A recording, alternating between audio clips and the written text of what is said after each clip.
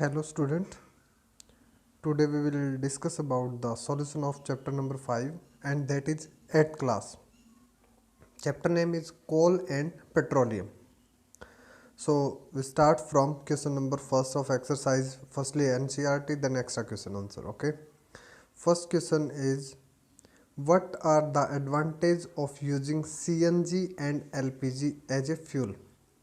कि क्वेश्चन के अंदर पूछा गया कि आपको सिर्फ एडवांटेजेस बताने हैं कि सीएनजी और एलपीजी के अगर हम एज फ्यूल इनका यूटिलाइज करते हैं। ओके, तो स्टूडेंट डिस्कस किया गया कि चैप्टर के अंदर भी हमने कि जो सीएनजी और एलपीजी वो हमारे क्लीनर फ्यूल्स होते हैं, दोनों के दोनों हमारे क्लीनर फ्यूल है as compare to other fuels. ठीक है, तो फर्स्ट पॉइंट यहाँ पे रहेगा सीएनजी की full form compress natural gas. Second LPG होता है हमारा लिक्विफाइड पेट्रोलियम गैस। ओके, तो स्टार्ट करते हैं advantages of using CNG and LPG as a fuel. तो फर्स्ट पॉइंट यहाँ पे रहेगा कि सिंपल पॉइंट है कि बोथ आर क्लीनर फ्यूल। ये हम अपने पॉइंट्स में यहाँ पे ऐड कर सकते हैं, कोई ज़रूरी नहीं होता कि हम एज बुक के अकॉर्डिंग सारे पॉइंट्स अपने। ठीक है, तो फर्स्ट पॉइंट यहाँ पे रहेगा दे कैन ब्रंट डायरेक्टली, हम इनका डायरेक्टली यूटिलाइज कर सकते हैं, मीन्स इसको कन्वर्ट करने की रिक्वायरमेंट नहीं होती, हम इनका डायरेक्टली यूटिलाइज कर सकते हैं CNG and LPG both, because both are in gases form. Okay, second point they can be transport easily through pipelines. Second point रहेगा यहाँ पे ट्रांसपोर्टेशन का। अगर हम अदर फ्यूल की बात करते हैं तो उनके कंपैरिजन में अगर हम ट्रांसपोर्टेशन की बात करें तो यहाँ पे ये थोड़े से ईजी रहेंगे, क्योंकि पाइपलाइन से हम इनको ट्रांसपोर्ट कर सकते हैं किसी भी प्लेस के ऊपर। ठीक है, और वहाँ से डायरेक्टली यूटिलाइज फॉर्म के अंदर होता है। नेक्स्ट क्लीनर फ्यूल है, do not give smoke, non polluting या क्लीनर। ठीक है, दोनों सेम रहेंगे यहाँ पे कि नॉन पॉल्यूटिंग है, जो बिल्कुल इन्वायरमेंट को इफेक्ट नहीं करेंगे। Okay, next they give a lot of heat energy. Point क्या रहेगा कि इनको जब हम बर्न करते हैं तो उतने ही अमाउंट के अंदर, अगर हम इनकी कैलोरीफिक वैल्यू को चेक करते हैं किसी दूसरे फ्यूल के साथ कंपेयर करते हैं, मीन्स इसी बेस के ऊपर, तो ये कुछ ना कुछ बेटर रहेंगे हमारे अदर कंपैरिजन। ठीक है, इसके अलावा इनको स्टोर कर सकते हैं हम, सीएनजी एलपीजी को आप इजीली स्टोरेबल है ये। ठीक है, सेकंड पॉइंट इनका इग्निशन पॉइंट भी काफ़ी लो रहता है, तो जलाने में भी इजी रहेंगे। ठीक है, किसी भी हमें ये मैं अदर पॉइंट्स बता रहा हूँ जो आप ऐड कर सकते हो यहाँ पे, इनको जलाने के लिए हमें किसी सपोर्टर की रिक्वायरमेंट नहीं रहती। ठीक है, क्योंकि बाकी जो जैसे अगर वुड की बात करता हूँ तो हमें सपोर्टर चाहिए उसके लिए, क्योंकि उनका इग्निशन पॉइंट थोड़ा सा हाई होता है, तो हमें सपोर्टर नहीं चाहिए यहाँ पर, सपोर्टर की रिक्वायरमेंट नहीं रहती। क्यों? क्योंकि डायरेक्टली यहाँ पे लिखा हो ना कि बर्नट डायरेक्टली, तो इनको हम डायरेक्टली बर्न कर सकते हैं, इसलिए हमें कोई सपोर्टर की रिक्वायरमेंट नहीं होती और इजीली भी बर्न अप कर सकते हैं। ठीक है, कैलोरीफिक वैल्यू भी इनकी as compare to other better रहेगी यहाँ पे। नेक्स्ट क्वेश्चन, तो स्टूडेंट सेकंड क्वेश्चन हमारा रहेगा कि name the petroleum products use for surfacing of road. अगर हम चैप्टर के अकॉर्डिंग बात करते हैं तो सरफेसिंग ऑफ रोड के लिए हम कोल तार भी यूज़ कर सकते हैं एंड बिटुमिन, जो कि एक पेट्रोलियम प्रोडक्ट पूछा गया, इसलिए यहाँ पे बिटुमिन का यूज करेंगे। ठीक है, अगर यहाँ पे पेट्रोलियम प्रोडक्ट नहीं होता तो हम दोनों यूटिलाइज कर सकते थे, बिटुमिन भी एंड कोल तार भी। Okay, next describe how coal is form from dead vegetation, what is this process called. अब यहाँ पे जो क्वेश्चन है कि कोल कैसे फॉर्म हुआ था, तो कोल एंड पेट्रोलियम लगभग दोनों की जो फॉर्मेशन थी वो सेम होती है यहाँ पे, क्योंकि दोनों फॉसिल फ्यूल है और बनते किन से, फॉसिल फ्यूल्स बनते हैं हमारे plants, animals and some carbon particles इसमें यूटिलाइज किए जाते हैं। ठीक है, तो क्वेश्चन आंसर स्टार्ट करते हैं कि इनको कन्वर्ट होने में मिलियन ऑफ ईयर का टाइम लग जाता है, कि मिलियन ऑफ ईयर एगो डेंस फॉरेस्ट यानी कि घने जंगल, फॉरेस्ट गेट बरीड, बरीड का मतलब यहाँ पे दब जाना, अंडर द सॉइल, सॉइल के नीचे दब गए, and due to the natural process, यानी कि नेचुरल जो फिनोमिना आते हैं, बाढ़, भूकंप, ठीक है, अर्थक्वेक बोलते हैं जिनको, स्टॉर्म, तो उनके कारण क्या हुआ, दे कंप्रेस्ड एज मोर सॉइल, वो सॉइल के नीचे दबते चले गए। कि जैसे जैसे नेचुरल कैलामिटीज़ आती है ना, तो उनके थ्रू क्या होता है कि इन पार्टिकल्स के ऊपर प्रेशर बढ़ता गया, यानी कि सॉइल डिपॉजिट ज़्यादा होती गई। सॉइल डिपॉजिट होने के कारण क्या हुआ, हाई प्रेशर हाई टेम्परेचर, क्योंकि प्रेशर भी बढ़ गया तो, और अर्थ के नीचे टेम्परेचर भी काफ़ी हाई था। High pressure and high temperature. अगर हम बात करते कोल की तो रहेगा हमारा in the absence of, in the presence of air, ठीक है, एयर की प्रेजेंस में। High pressure and high temperature in the presence of air they got converted into coal, वे कन्वर्टेड हो गए किसमें, कोल के अंदर। Under these condition they slowly, क्योंकि मिलियन ऑफ ईयर का टाइम बहुत ज़्यादा होता है तो इसलिए स्लोली वो converted into coal. This process is called carbonisation, और इस प्रोसेस का जो नेम रहेगा वो रहेगा हमारा carbonisation. Okay student, next question, question number 4 यहाँ पे fill in the blanks with proper and suitable words, ठीक है। फर्स्ट पॉइंट यहाँ fossil fuel are dash and dash. अब जो फॉजिल फ्यूल है वो हमारे इस चैप्टर के अकॉर्डिंग हमने किस किस के बारे में डिस्कस किया, तो that are coal, petroleum and natural gas. ये हमारे तीनों पॉइंट रहेंगे, coal, petroleum and natural gas, ठीक है। नेक्स्ट क्वेश्चन यहाँ पे रहेंगे प्रोसेस ऑफ सेपरेशन, यानी कि सेपरेट, उनको अलग अलग करने की कौन सी टेक्निक हमने पढ़ी है। पेट्रोलियम को, कोल का भी हमने स्टडी किया था, पेट्रोलियम का भी, कोल तार, कोल गैस एंड कोक, ठीक है। इसीलिए पेट्रोलियम, डीजल, पेट्रोल, इस टाइप से। तो उस प्रोसेस को क्या बोलते हैं जिसमें इनके पार्टिकल्स को हम सब्सटेंसेस को अलग अलग करते हैं, that process is called refining process. Refinery के अंदर किए जाते हैं और प्रोसेस होती है रिफाइनिंग प्रोसेस, ठीक है। Next, least polluting fuel for vehicle is, least pollution, least का मतलब यहाँ पे कम, पॉल्यूटिंग यानी कि पॉल्यूशन फैलाने वाले फ्यूल व्हीकल के लिए। अब जैसे अगर मैं बात करूँ तो व्हीकल्स में हम ज़्यादातर पेट्रोल डीजल का यूटिलाइज करते हैं, but both are more polluting as compare to LPG and CNG. तो अगर व्हीकल्स की बात करते हैं तो हम एलपीजी का भी यूटिलाइज करते हैं, but as compare to CNG is the better, ठीक है, गैसियस फॉर्म के अंदर। एलपीजी हमारा डोमेस्टिक पर्पज़ के लिए यूज़ करते हैं, बट फिर भी इनका यूटिलाइज गाड़ियों के अंदर कर सकते हैं, ठीक है। तो least polluting fuel for vehicle is CNG. Okay student, next question is question number 5, that is true and false statement. True and false statement. First question is fossil fuel can be made in laboratory. क्या fossil fuel को आप laboratory के अंदर तैयार कर सकते हो? नहीं कर सकते। ये स्टेटमेंट फॉल्स रहेगी, बिकॉज फॉजिल फ्यूल को कन्वर्ट करने में मिलियन ऑफ ईयर्स का टाइम लग जाता है, हाई प्रेशर हाई टेम्परेचर के अंदर, और प्लांट्स एंड एनिमल के थ्रू ये बनाए जाते हैं। तो ज़्यादा जो टाइम है ना हमारा वो इफेक्ट करेगा यहाँ पे, तो इसलिए इनको लेबोरेटरी के अंदर हम तैयार नहीं कर सकते क्योंकि ये फॉजिल फ्यूल है।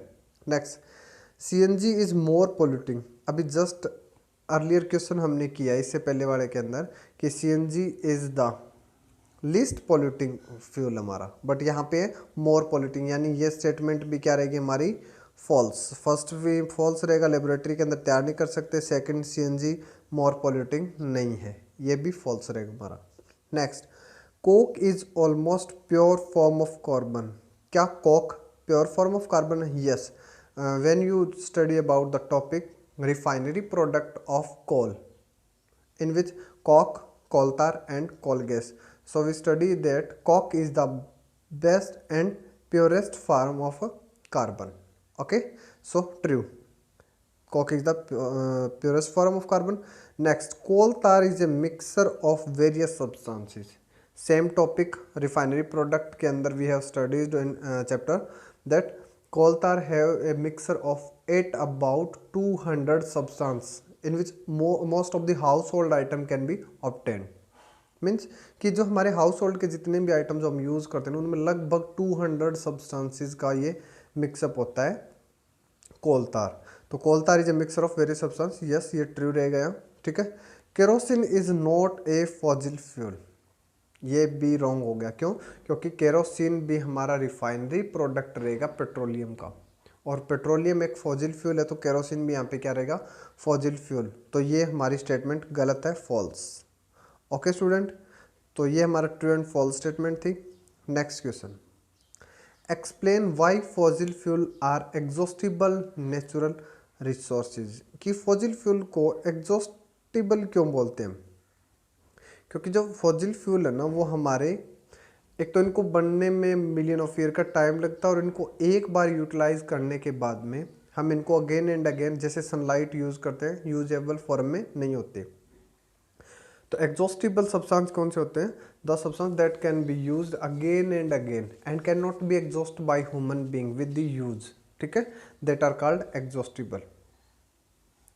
अगर इनएग्जॉस्टिबल कहते तो एग्जॉस्ट नहीं होंगे मतलब, और अगर एग्जॉस्टिबल है तो एक ही बार यूज होंगे, ठीक है, और उसके बाद वो खत्म हो जाते हैं। तो fossil fuel require million of years to form dead vegetation and animal and same process जो हमने कोल के बारे में पढ़ी थी, ठीक है, got buried inside the earth and due to high pressure and high temperature and in they are converted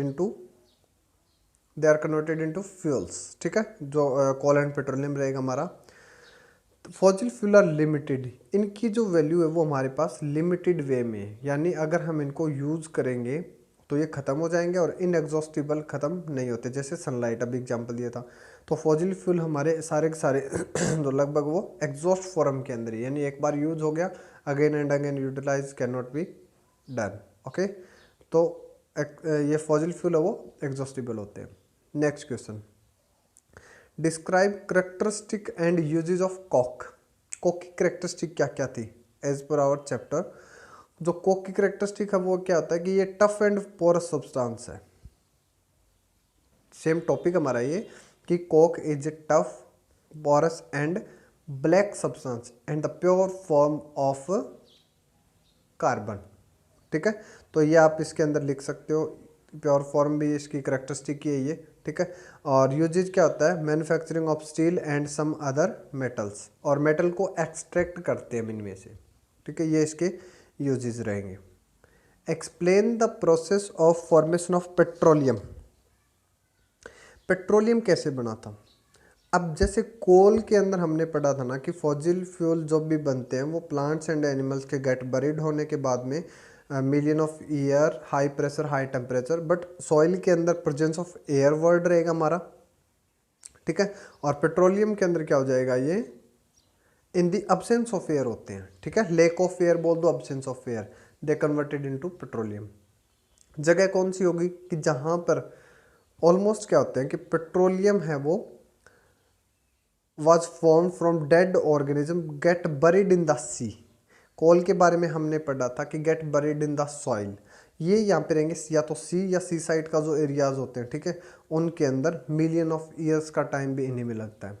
these dead bodies got covered with layer of sand and clay as same as to soil के बारे में हमने किया था ना कोल के अंदर, कि जैसे सॉइल डिपॉजिट होती जाती है तो इसमें भी सॉइल डिपॉजिट होती जाएगी। High pressure and high temperature in the absence of air, यानी ये point, in the absence of air they converted into petroleum, ठीक है। और अगर नेचुरल गैस की बात करते तो भी हमारी प्रोसेस सेम रहेगी, क्योंकि बहुत ऑफ टॉपिक के अंदर हमने ये पढ़ा भी होगा बुक के अंदर कि लेयर होती है अलग अलग, जिसमें gaseous particle and petroleum particle अलग अलग लेयर के अंदर पाए जाते हैं, ठीक है। कन्वर्जन का जो पॉइंट्स रहेंगे वो दोनों का सेम रहेगा। नेक्स्ट क्वेश्चन हमारा रहेगा यहाँ पे कि the following table shows the total power shortage. Power shortage का टॉपिक है ये कि हमारी जो पावर जो हम यूज़ करते हैं उसकी शॉर्टेज 1991 टू 1997, ठीक है, वहाँ तक की दिखाई आपको इस डाटा के अंदर। तो इसको हमें as a graphical representation show करना है। Plot shortage percentage for the year on the y-axis and x-axis all the student are know about in mathematics, ठीक है। तो y-axis अप डाउन और हॉरिजॉन्टल जो यानी कि वर्टिकल को y-axis और हॉरिजॉन्टल को हम करते हैं एज ए x-axis रिप्रेजेंट, ठीक है। तो स्टूडेंट इस टॉपिक के अंदर ईयर यानी कि जैसे जैसे हमारा टाइम पीरियड बढ़ता जा रहा है वैसे वैसे शॉर्टेज हमारी बढ़ी है, यानी कि जो फॉसिल फ्यूल है पॉइंट दिक्कत हमारे पास यही है कि फॉसिल फ्यूल का जो इनपुट है वो कम होता जा रहा है एंड आउटपुट यानी कि हम इसका यूटिलाइज ज़्यादा करते जा रहे हैं, यानी कन्वर्जन कम होता जा रहा है और यूटिलाइज। तो इसका मतलब क्या होगा कि शॉर्टेज भी हमारी टाइम टू टाइम बढ़ती जा रही है। ये 1997 की बात है, ठीक है। तो 1991 के अंदर शॉर्टेज थी 7.9, 7.8 थोड़ा सा कम हुआ, फिर बढ़ता जा रहा है रेगुलर, और जब 1997 की बात करें तो ये 11.5 यहाँ पर है। ठीक है, तो इसको वही same graphical representation in X axis and Y axis. ठीक है, तो ये हमारा एक्स एक्सिस जिसको हॉरिजॉन्टल वे के अंदर, और ये हमारा वाई एक्सिस। ठीक है, तो एक्स एक्सिस के अंदर हम क्या करेंगे, यहाँ पे ईयर, एक्स एक्सिस के अंदर ईयर हो जाएगा 1991 में 7.9, यानी 7.9, 7.8 इस टाइप से। तो ये हमारा ग्राफिकल रिप्रेजेंटेशन हो जाएगा। ओके स्टूडेंट, सो ये थे हमारे एनसीईआरटी बुक के एक्सरसाइज का सॉल्यूशन। और अब हम डिस्कस करेंगे कुछ एक्स्ट्रा क्वेश्चन जो एनसीईआरटी की बुक के अकॉर्डिंग तो है बट एक्सरसाइज के अंदर नहीं दिए हुए। ठीक है, और वो भी हमारे इंपॉर्टेंट क्वेश्चन रहेंगे। Okay,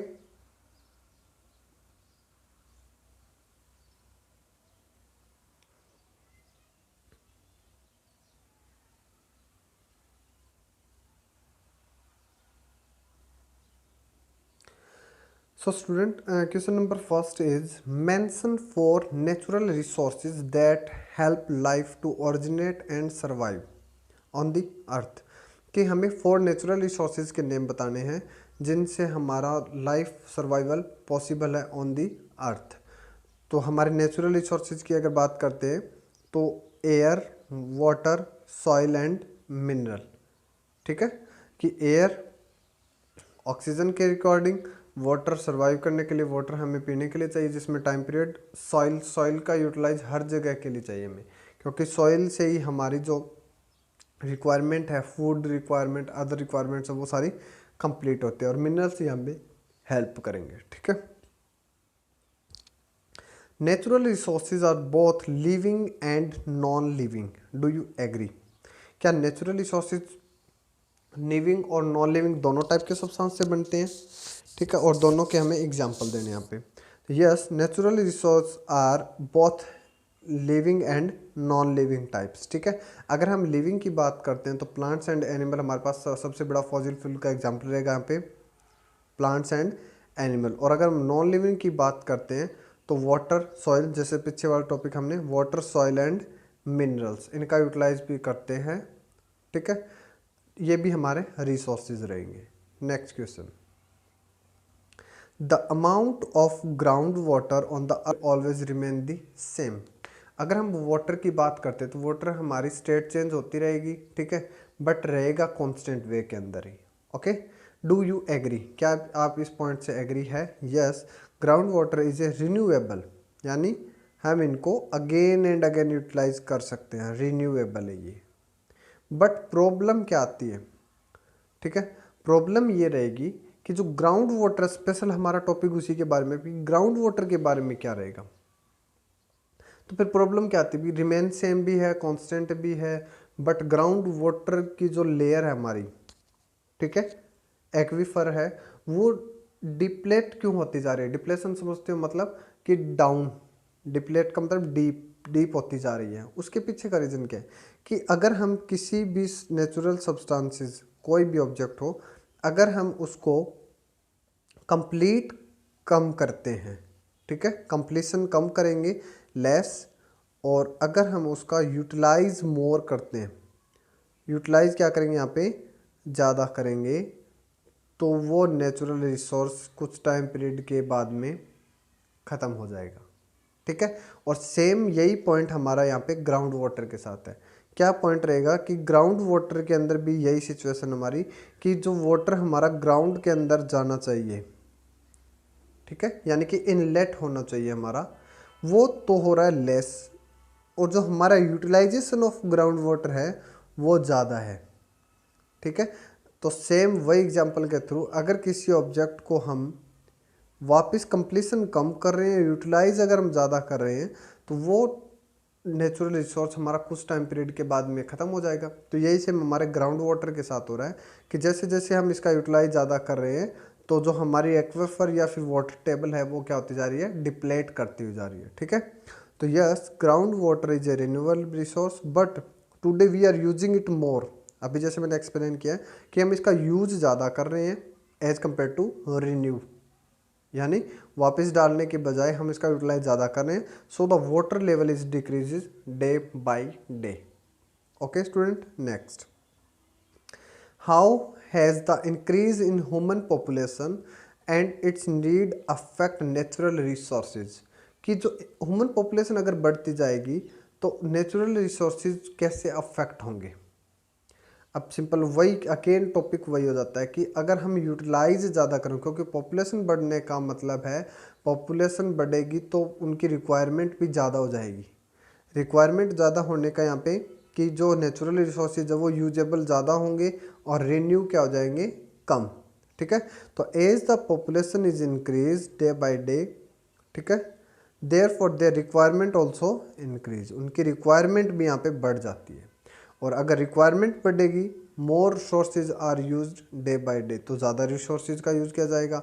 it affect the number of natural resource on the earth, और अर्थ के ऊपर जो नेचुरल रिसोर्स है ना, ये उनको अफेक्ट करने का काम करते हैं। Okay student, next question, sunlight and ground water are both renewable. Sunlight और ग्राउंड वाटर दोनों के दोनों हमारे रिन्यूएबल फॉर्म के अंदर है, तो उन दोनों में डिफरेंस क्या है।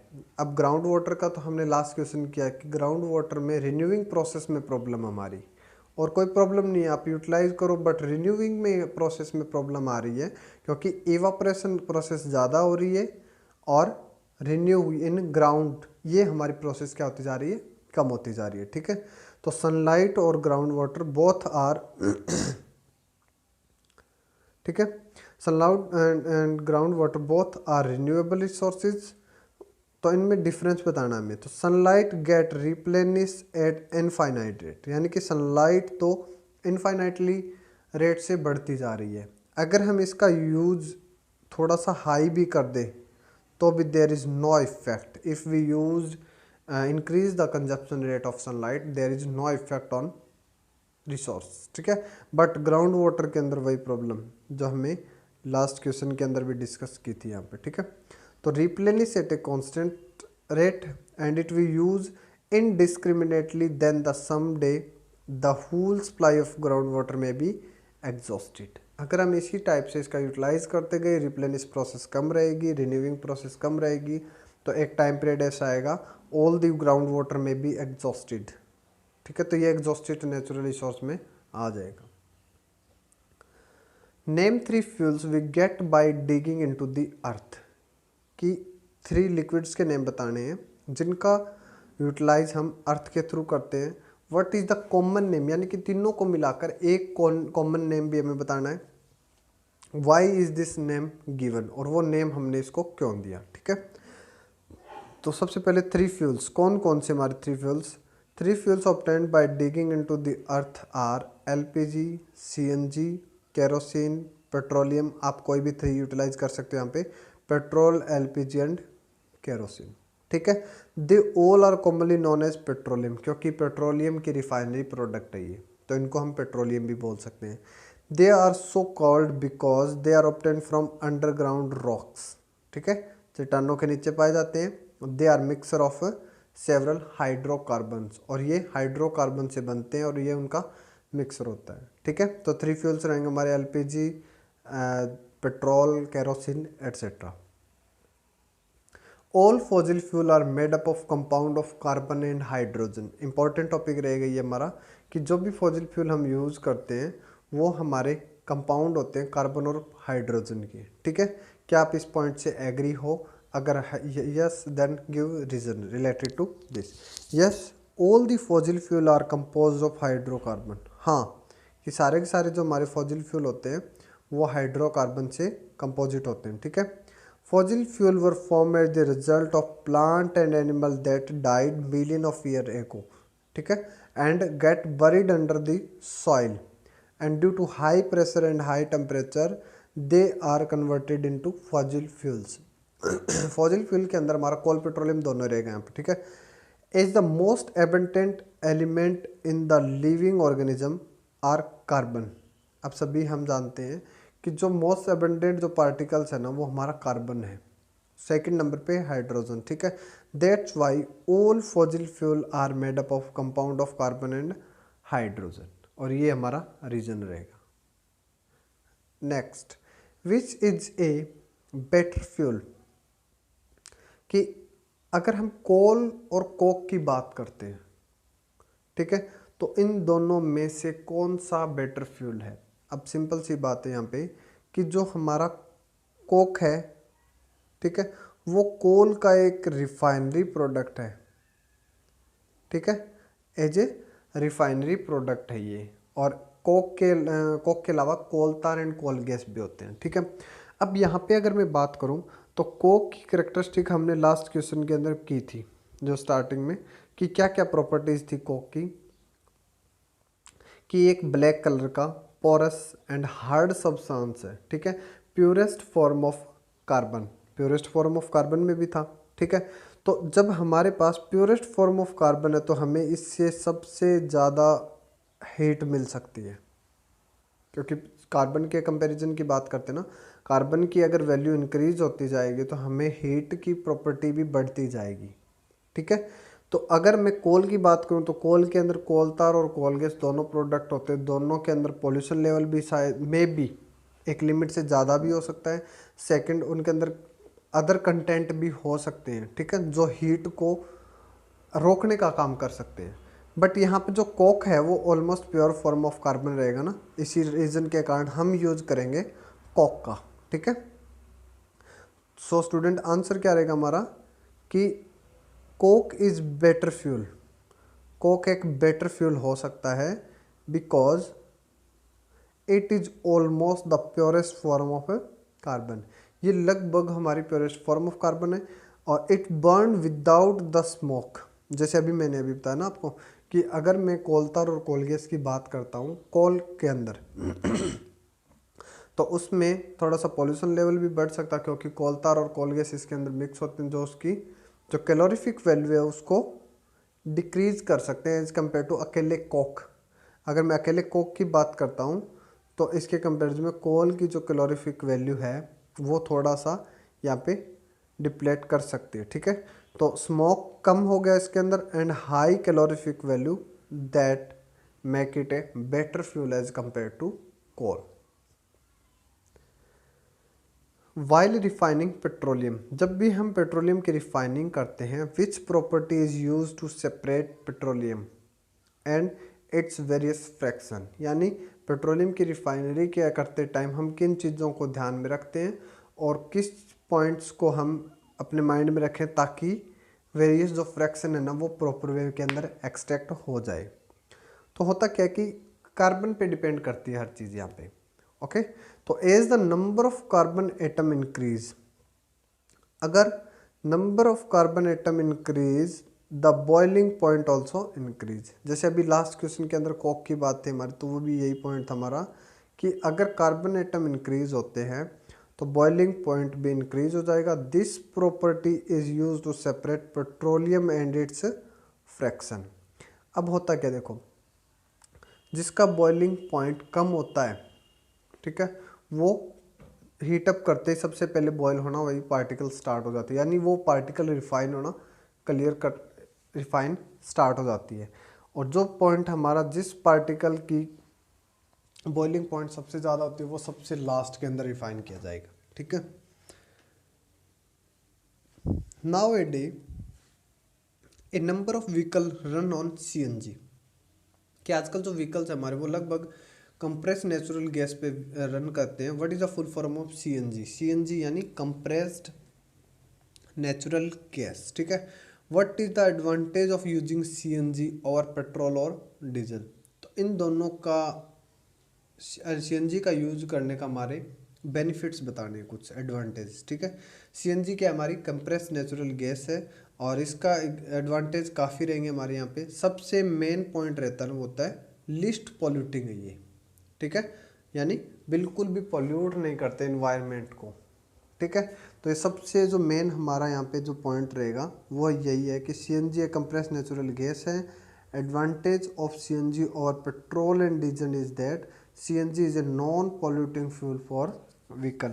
और यही रीज़न होता है कि जैसे हम अगर हमारे एरियाज़ की बात करते हैं तो जो एनसीआर होते हैं हमारे, देखो हमारे यहाँ पे पेट्रोल डीजल गाड़ियाँ नॉर्मली चलती रहती है, बट जो नेशनल कैपिटल रीजन्स यानी कि जो एनसीआर के जो रीजन्स रहते हैं ना, वहाँ पे गवर्नमेंट ने भी पेट्रोल और डीजल की जो गाड़ियाँ हैं उनको थोड़ा सा सिस्टमेटिक वे में किया है कि उनकी लाइफ से रिलेटेड, ठीक है, और उनके जो टैक्सेस है वो भी अलग कर दिए ताकि लोग है ना वो सीएनजी की गाड़ियों की ओर ध्यान दें, या तो इलेक्ट्रिक व्हीकल जैसे ई बाइक्स हो गए, ई कार्स होती है हमारी, उनका यूटिलाइज करेंगे, ई रिक्शोज आ गए हमारे, ठीक है। तो वो सारा का सारा हमारा पॉल्यूशन को कम करने के लिए है, और हमें पॉल्यूशन को कम करना है तो गाड़ियों को अगर आप इलेक्ट्रिक व्हीकल भी नहीं रखना चाहते तो हमें सीएनजी की ओर आना पड़ेगा यहाँ पे, ठीक है।